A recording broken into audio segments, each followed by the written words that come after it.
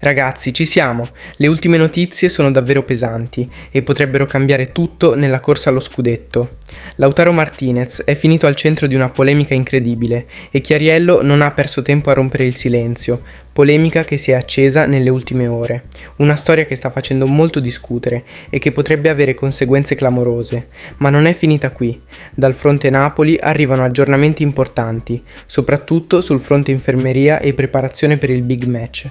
Sappiamo tutti quanto questa partita contro l'Inter al Maradona possa decidere le sorti del campionato e ci sono novità interessanti anche sulla possibile data del match. Ragazzi, restate con noi e scoprite tutto quello che sta succedendo in questo momento in casa Napoli. Iniziamo con questa incredibile polemica. Amici, qui la situazione è esplosiva. Umberto Chiariello è andato giù durissimo contro Lautaro Martinez dopo gli episodi di Juventus-Inter e come sempre quando Chiariello si infiamma c'è da aspettarsi scintille, ma partiamo dai fatti. Al termine della sfida dello Stadium tra Juventus e Inter, Lautaro Martinez è stato pizzicato dalle telecamere di DAZN mentre pronunciava espressioni blasfeme, evidentemente frustrato per la sconfitta e per una prestazione personale deludente. Durante il primo tempo si è mangiato un gol clamoroso e, in generale, è sembrato fuori dal gioco. Ora tutti capiamo il nervosismo, soprattutto dopo una gara così sentita. Ma qui entra in gioco l'articolo 37 del Codice di Giustizia Sportiva, che non lascia spazio a interpretazioni. Le bestemmie durante o a fine partita sono punite con una giornata di squalifica minima. Il problema è che per applicare la norma è necessario l'audio, il labiale non basta e guarda caso DAZN sembra non avere registrato il sonoro. È proprio su questo punto che Chiariello ha deciso di sfogarsi e il suo attacco è stato pesantissimo. In un post pubblicato sul proprio account X, il noto giornalista ha ricordato un episodio che brucia ancora ai tifosi del Napoli, il caso Lavezzi del 2211. Nel febbraio di quell'anno, il Napoli stava lottando per lo scudetto contro il Milan. Durante la partita contro la Roma, Lavezzi venne ripreso dalle telecamere mentre sputava contro il giallorosso Rosi. Sky utilizzò le immagini come prova televisiva e il Pocio venne squalificato per 3 giornate. Una squalifica che pesò tantissimo. Senza il nostro miglior giocatore perdemmo proprio lo scontro diretto con il Milan e il sogno scudetto sfumò. Chiariello, comprensibilmente ancora amareggiato per quell'episodio, ha scritto: «Il Napoli si apprestava a giocare la sfida scudetto a Milano col Milan, passando per la sfida di Coppa col Villarreal. A Sky trovarono nell'intervallo di Roma-Napoli le immagini dello sputo di Lavezzi a Alejandro Rosi e furono usate come prova televisiva. La sfida scudetto fu orfana del nostro miglior giocatore squalificato per ben 3 turni e la perdemmo. Nessuno protestò. Poi l'affondo sul caso Lautaro. Adesso Lautaro bestemmia in diretta TV reiteratamente. Ci sarà la prova televisiva o, come spesso è accaduto da Passaportopoli in poi, l'Inter la farà ancora franca. Vorrei ricordare che l'espressione blasfema, ex articolo 37 CGIS, viene punita con la sanzione minima della squalifica di una giornata. E per reiterate bestemmie nel caso di specie, attendiamo fiduciosi che giustizia sia fatta. Noi abbiamo già dato con Lavezzi, attendiamo altrettanta severa applicazione del codice di giustizia sportiva anche in questo caso. La questione è chiara, Chiariello chiede che venga applicata la stessa severità usata contro il Napoli. E, diciamoci la verità, non sarebbe la prima volta che si percepisce un certo occhio di riguardo nei confronti dell'Inter. Ora tutto è nelle mani del giudice sportivo. La decisione non sarà facile. Senza audio sembra improbabile che Lautaro venga squalificato. Ma se dovesse saltare fuori una registrazione sonora, in quel caso il numero 10 nerazzurro potrebbe dover saltare proprio il big match contro il Napoli tra 2 settimane. Chiariello, comunque, non sembra intenzionato a lasciar cadere la questione e, conoscendolo, possiamo aspettarci ulteriori bordate se il caso dovesse essere archiviato senza conseguenze. Ma voi che ne pensate, amici? È giusto pretendere la squalifica, oppure si rischia di trasformare questa vicenda in una guerra mediatica senza fine? Credete che ci sia davvero un trattamento di favore nei confronti dell'Inter? Scrivetemi nei commenti che questa storia è tutt'altro che chiusa e restate sintonizzati, perché il big match contro l'Inter è dietro l'angolo e questa vicenda potrebbe avere risvolti clamorosi.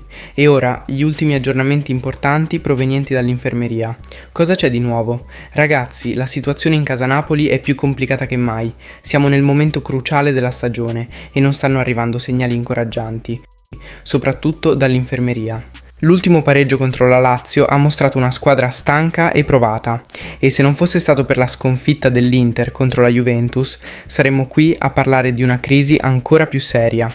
2 punti di vantaggio in classifica sono un margine risicato, e per tenere a bada i nerazzurri serve una sterzata immediata. Ma Antonio Conte ha le mani legate, gli infortuni stanno diventando un vero incubo. Partiamo dalla situazione generale. Olivera e Spinazzola, già out da diverse settimane, hanno costretto Conte a cambiare più volte modulo. È passato dal 4-3-3 al 3-5-2, ma anche questo schema non sta garantendo solidità. Se a questo aggiungiamo la sfortuna che ci ha colpito con David Neres, la situazione diventa quasi insostenibile. Il brasiliano ha riportato una lesione distrattiva del muscolo semimembranoso della coscia sinistra, e questo tipo di infortunio non lascia spazio a recuperi lampo. Stando a quanto riportato dal Corriere dello Sport, Neres non sarà a disposizione per la sfida a scudetto contro l'Inter, prevista per l'inizio di marzo allo stadio Diego Armando Maradona. Si tratta di una perdita pesantissima, considerando quanto il brasiliano sia stato determinante con la sua velocità e capacità di saltare l'uomo. Conte lo avrebbe voluto al 100% per quella partita, e invece dovremo aspettare almeno fino alla fine di marzo per sperare di rivederlo in campo.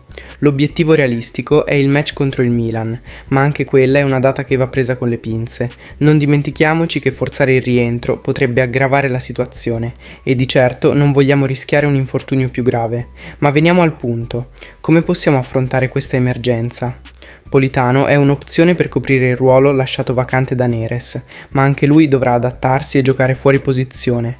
La scorsa partita è stato spostato sulla fascia sinistra, ruolo che aveva già ricoperto ai tempi del Sassuolo, ma il suo rendimento non è stato dei migliori. Di Lorenzo rimane una certezza sulla destra, ma non possiamo chiedergli di fare miracoli da solo. Insomma, la coperta è corta, e Conte dovrà inventarsi qualcosa di speciale per farci arrivare alla sfida con l'Inter nelle migliori condizioni possibili. Quello che preoccupa però non è solo l'aspetto fisico, ma anche quello mentale.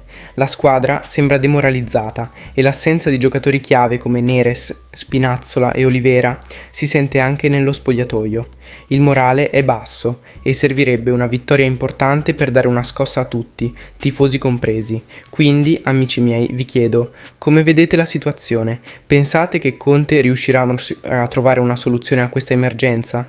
Chi mettereste al posto di Neres per affrontare l'Inter? E secondo voi Politano può reggere il peso della fascia sinistra fino al rientro dei titolari? Scrivetemi le vostre idee nei commenti. Siamo ancora in corsa per lo scudetto, ma serve compattezza, sia in campo che fuori. E infine Napoli-Inter.